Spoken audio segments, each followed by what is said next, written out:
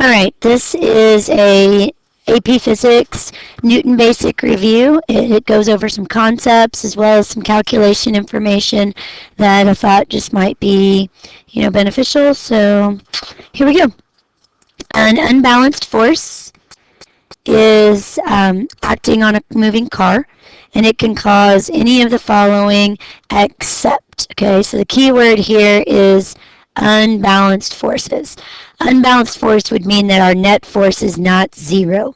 Okay, so our definition of the fact that a net force will cause some sort of change in velocity. Remember, velocity can be its magnitude or its direction. So it could cause it to speed up, yes. It could cause it to slow down.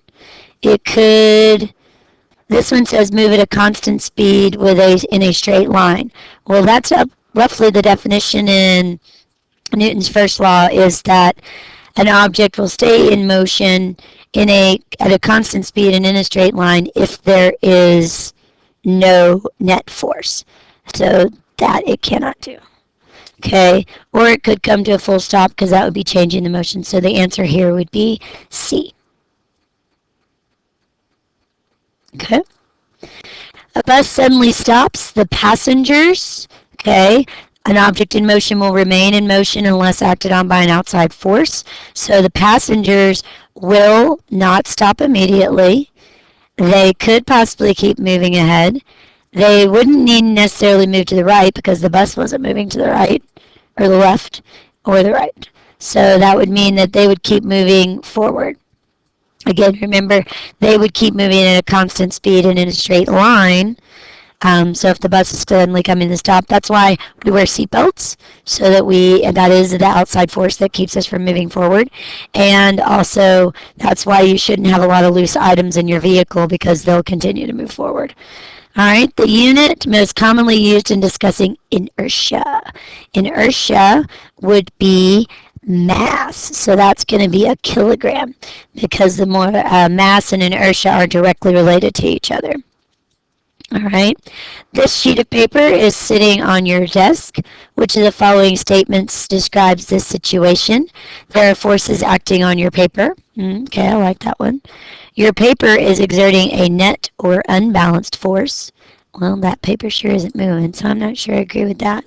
Your paper exerts no force on the desk. Well, no, paper has weight, so that's not true. There are many forces acting on your paper, but they balance each other out. Okay, so I would agree with this one as best describing the situation, because remember it says best describes the situation. Since the paper's not moving, they are balanced, so I would definitely go with D as my answer. It's more specific than A is. All right. As an object is thrown from a building, an unbalanced force begins to act on the object. This force results in an acceleration. Well, projectiles have an unbalanced force being gravitational force, and that is because of the acceleration that is going downwards. Okay?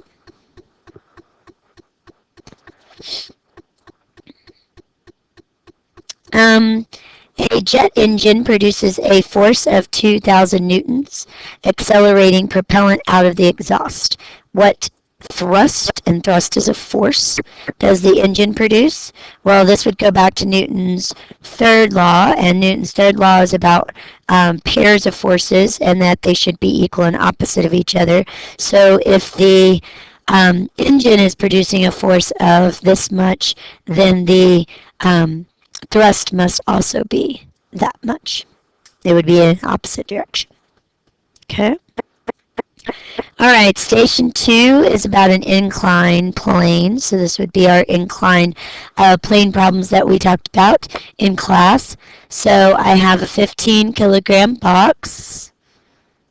It's 15 kilograms. Oh, that's really small. So let me see if I can make it a little bigger for us. Okay. There's my big box. It's 15 kilograms.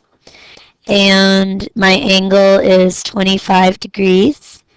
And I have an F of G. And I have an F of N. And if there's no friction present, what's the net force acting on the box? Okay, so that would mean that I have a F of y and an F of x. Remember that this value up here is the same as my theta would be 25 degrees for that little triangle. So the only force that really, because F of n is going to be equal to my F of g y. So the only force that exists right now is my F of g x, which is going to be my sine of theta times my F of g. So the sine, my theta is going to be 25 degrees, and my F of g is my mass times gravity, which again would equal the sine of 25 degrees multiplied by my 15 kilograms multiplied by 9.8 meters per second squared. So when we do that in our calculators, my calculator's about to die, so it's charging. So let me see here. We should get sine of 25 multiplied by 15 multiplied by 9.8 would give us a net force of 62.12, I don't know why I wrote a 9, 12 newtons as our answer for A. If there is still no friction present, what is the acceleration on the box down the plane? So this would be my A equals F divided by M using Newton's second law. So that would give me my frictional, or my force, my weight, my X component of my force. So 62.12 newtons divided by my 15 kilograms would give me 4.14 meters per second squared as my acceleration value. Alright, now I'm going to say that there is a frictional force present and it has a magnitude, so now they're saying it has a magnitude of 25 newtons and it acts up the plane. Now I want to know what the net force is. So my net force is going to be found by doing my F of g x down the plane minus my F of f going up the plane, which would be my 62.12 newtons minus my 25 newtons, which would give me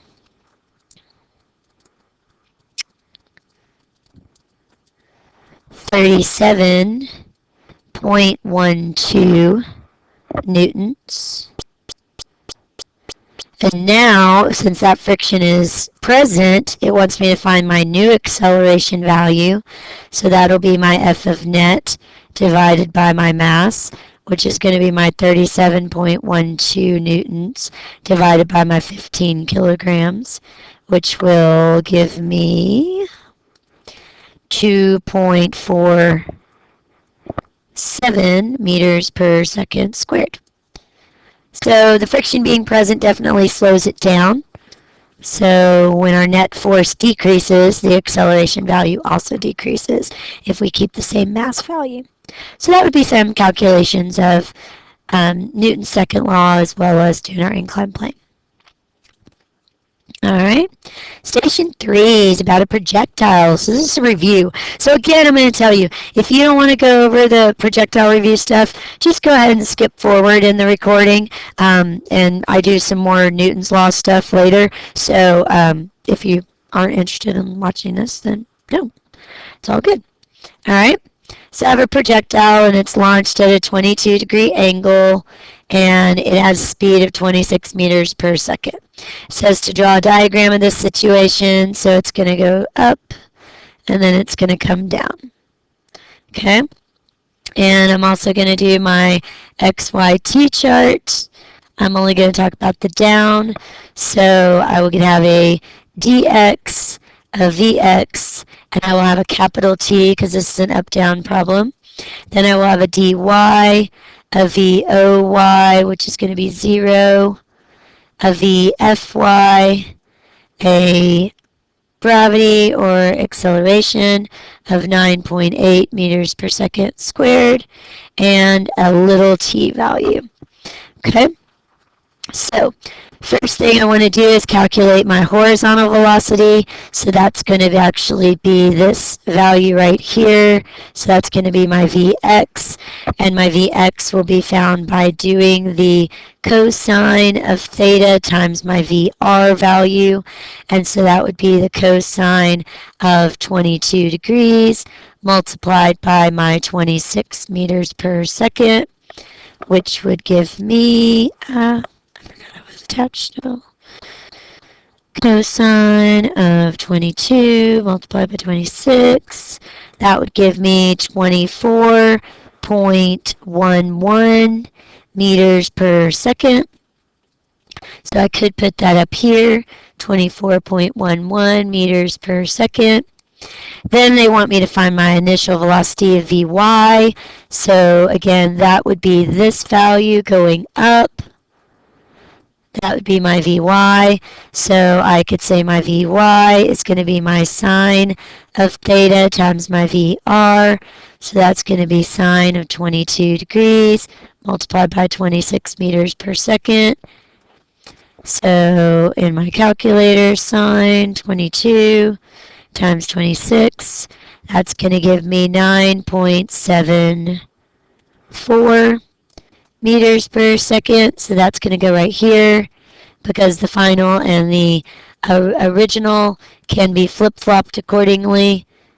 And since I'm doing the downward trip, that would make it the same value coming down as it is going up.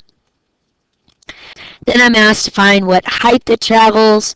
Okay, so I'm going to use the formula D equals, and I don't have my time yet, so I'm going to do VF squared minus VO squared over 2A, which is going to give me my 9.74 meters per second squared minus 0 squared divided by 2 times 9.8 meters per second squared equals, so I'm going to square that value and divide by 2 and divide by 9.8, and that's going to give me 4.84 meters. So if I put that up in my T-chart, that would go right here, 4.84. And then I'm asking for how long it is in the air, so that's going to be a total time. So what I need to do to find my total time is actually going to be 2 times t. And so to find my t value, I'm actually going to do 2, but I'm going to do times Vf minus Vo over A. So I'm going to use my 2, but times my 9.74 minus 0. I got to use my units, so hold on a second.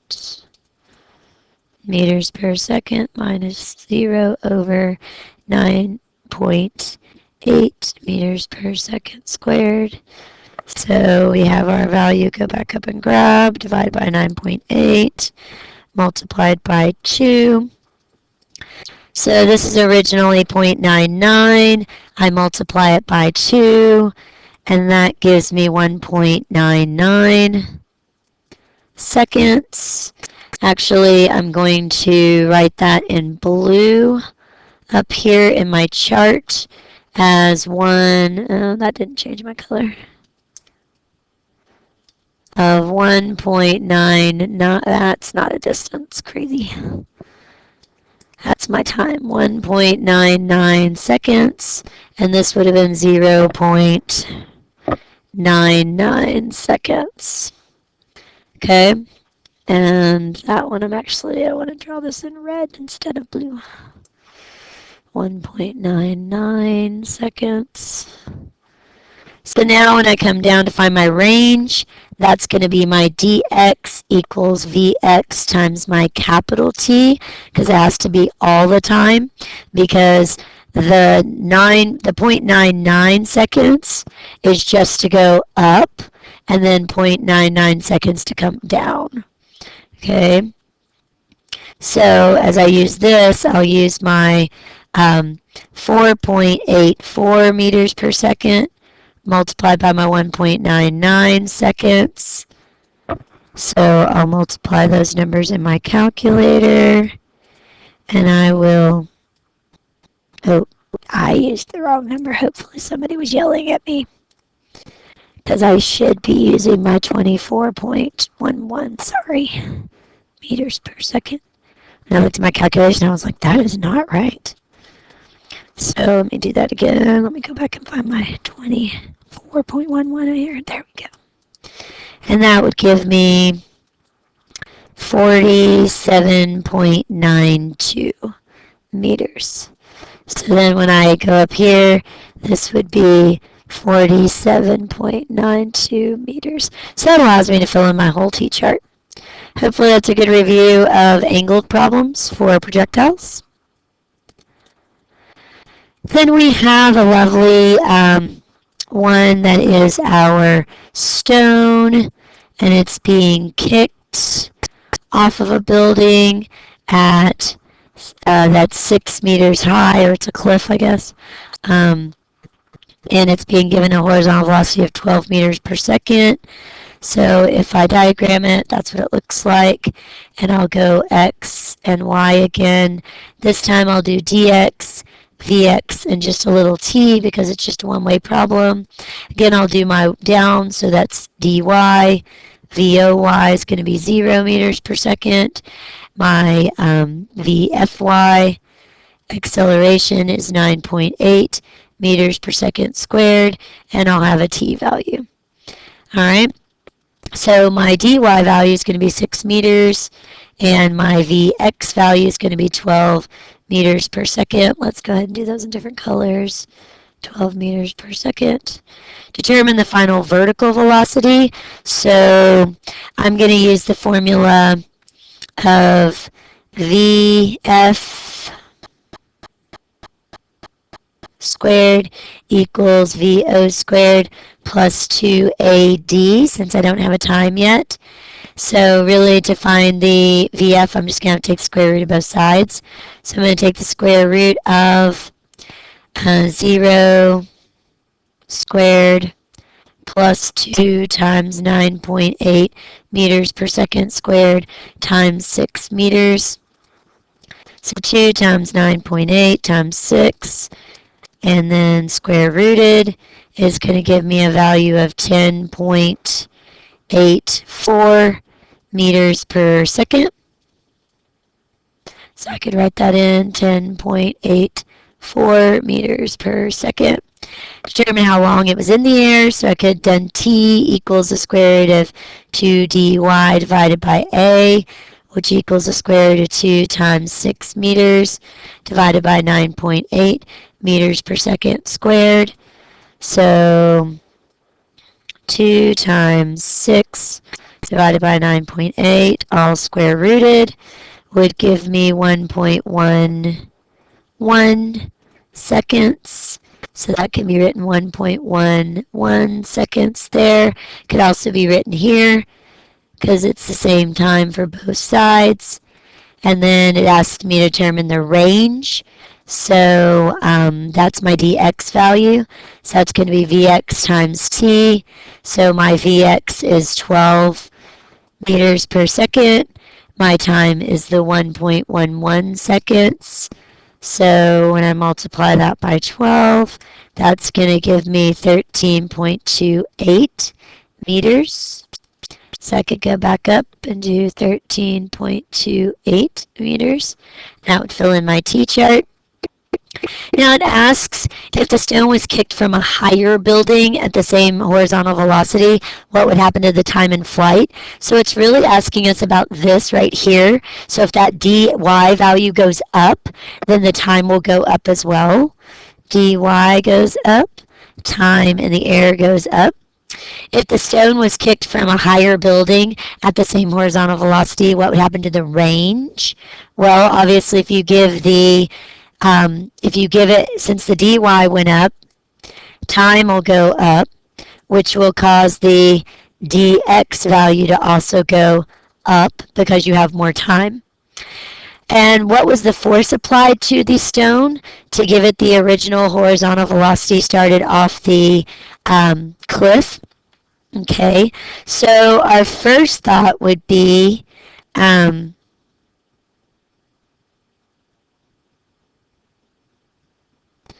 we have a horizontal velocity and it was applied from rest.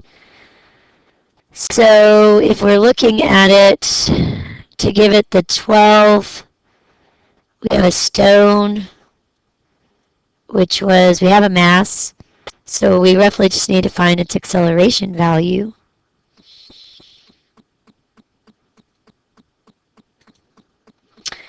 Alright, so again, like I said, it's going to be force equals mass times acceleration, which we do have the mass, but we don't have the acceleration value. So we would need a little more information because we would have F equals ma, and we could substitute in the 10 kilograms, and we know that the velocity was originally was 0, and we know it got to 12 meters per second minus 0 meters per second, but we don't know a time value. And we could also have done 10 kilograms, and we could have said that it was 12 meters per second squared minus 0 meters per second squared divided by 2 times a dx value, but we don't know that either. So that unfortunately makes it to where we can't officially solve the problem because we don't have enough information. We would need to either know what distance the kick occurred in or how much time the kick occurred in. But since we weren't given either one of those values, we can't actually solve the force. Okay? All right. So then our next part, I have a horse. This would be our Newton's information again. A horse pulls a wagon. The force that causes the horse to move forward is the force, 1, he exerts on the wagon, the force that the wagon exerts on him, the force he exerts on the ground, or the force that the ground exerts on him. So if he's pulling a wagon, and the force that causes the horse to actually move forward is the force that the ground exerts on him because it's his feet. So he applies force to the ground and the ground applies force to him. And that's what's going to cause him to move forward. And as he moves forward, he'll move the wagon forward. So that's Newton's third law. Newton's third law of motion is concerned with, again, it's the law of pairs is what I always call it. So it's two bodies, two forces, equal and opposite. So that would be D. Okay, action and reaction forces act on the same object. That is false because, again, like I said, it's two forces and two bodies. So they are never on the same object.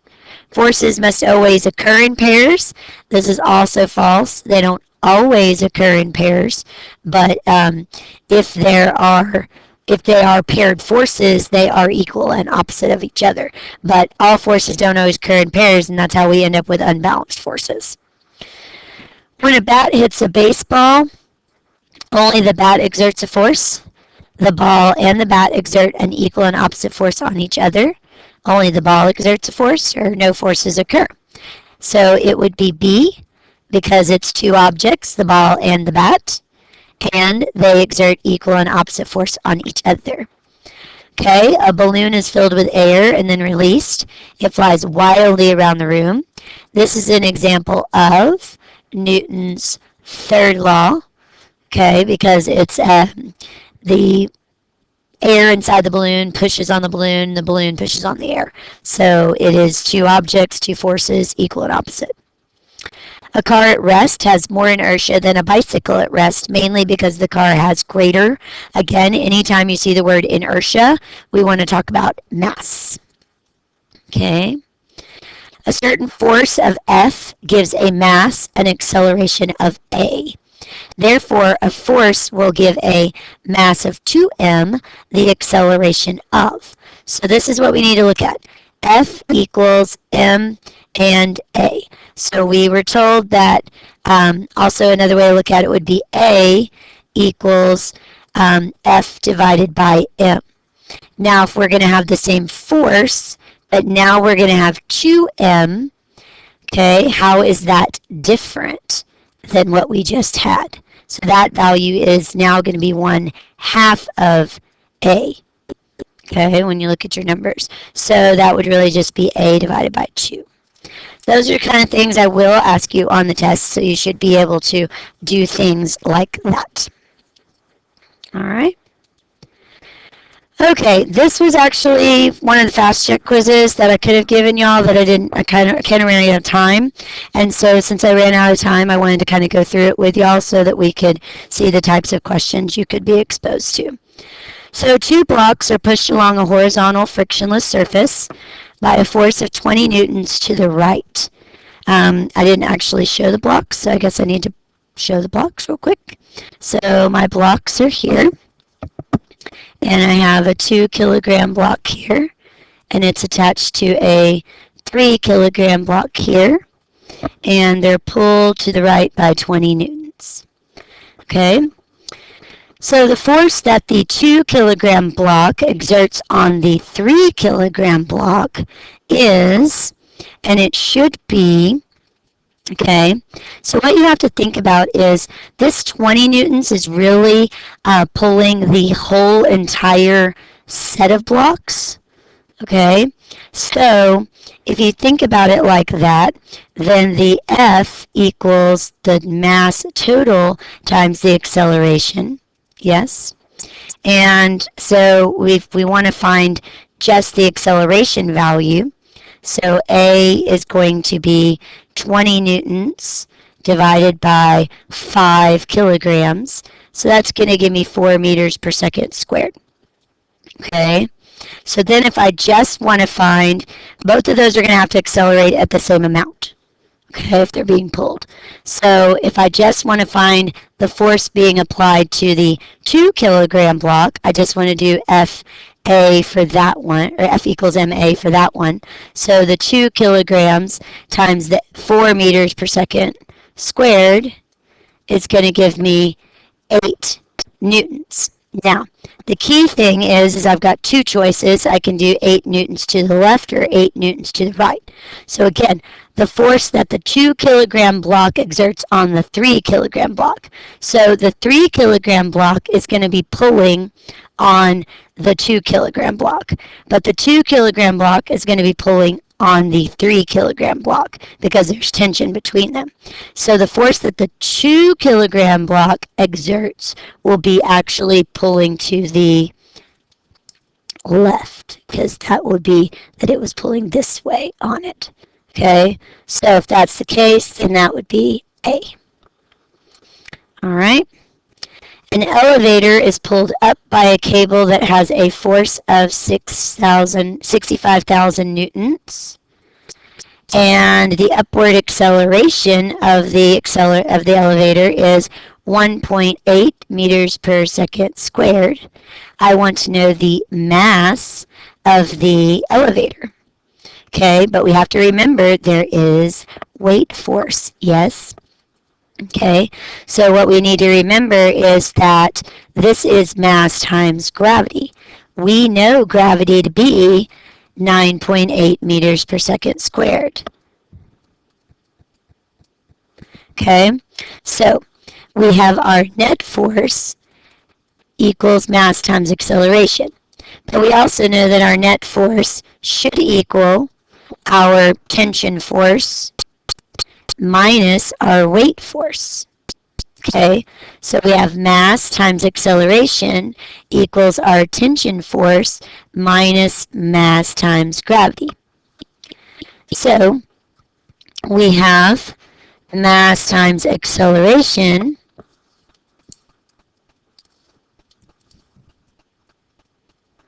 plus mass times gravity equals our tension force, which we know. So we could go ahead and actually, let me move this up a little bit. We could factor out our mass And we could just say that our acceleration plus gravity equals our force of tension. So we could say that our mass equals our force of tension divided by our acceleration plus gravity. So we know our force of tension to be 65,000 newtons. We know our acceleration to be 1.8 meters per second squared plus our 9.8 meters per second squared. And when you do the math on that, you should end up with the answer of D. Okay? Lots of things to think about, lots of stuff that I'm showing you. Again, it's just stuff that we've kind of done in class as well, but it's just taking the time to kind of look at it. A ball is thrown and follows the parabolic path as shown above. Air friction is negligible at point Q, the highest point on the path. Which of the following best indicates the direction of the acceleration? Remember, acceleration always points in one direction, and that would be downwards. Okay? Which of the following best indicates the direction of the net force? Well, net force, remember, force should always be in the same direction as the acceleration. Okay, the net force should. So that would make the answer on this D, because they should be the same direction. That's part of Newton's second law, is that force and acceleration are always in the same direction. All right. And then if F1 is the magnitude of force exerted by Earth on a satellite in orbit, and F2 is the magnitude of force exerted by the satellite on the Earth, which of the following is true? F1 is greater than F2. F1 is slightly greater than F2. F1 is equal to F2. F2 is slightly greater than F1, or F2 is much greater than F1. Well, there's two different things here. This goes back to the equation of F equals G M1 M2 divided by R squared. When you really think about it, the Earth does pull on the satellite, but the satellite happens to pull on the Earth too. Those forces are equal and opposite according to the Newton's third law. So your answer here should be C. Okay, now we could actually determine that force, and it would be the same amount because they both have the same mass, or they both fit into this formula. And mass 1 would be the Earth, and mass 2 would be the satellite, and the distance between them would be the same. So ultimately, it would be the same value. Okay. 80 newtons of force is applied to a 20 kilogram block that is at rest on a horizontal surface where the static friction is 0.6. What's the magnitude of the force of friction? Okay, so we have our 20 kilograms and we have our 80 newtons of applied force, but it's at rest. So we have our F of G, and we have our F of N, and we are ultimately looking for our F of F. Well, F of F equals mu times F of N. And for this one, mu would be, our F of N would be mass times gravity because they would be equal to each other.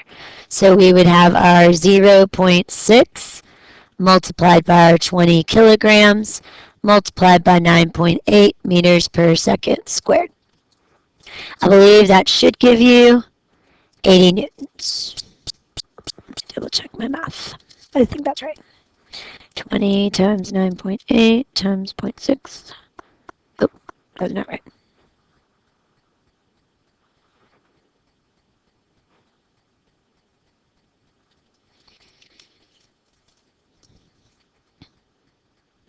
Oh, I remember why I did this problem wrong. That's always great. I wish I had a rewind button so y'all didn't always see me do things like that, but that's okay. Here's the key thing, and I even pointed it out. It's at rest. So what does that mean about the forces? if it's at rest, then our net force has to be equal to 0. And so if it's got 80 newtons going to the right, then it's got to be 80 newtons going to the left. Sorry, gang. See, that would have been a common mistake you guys may think too. Alrighty. So, a 40 kilogram box is dragged across a frictionless surface by a rope. The tension in the rope is 65 newtons, and it's at an angle of 42 degrees to the horizontal. What's the box's acceleration?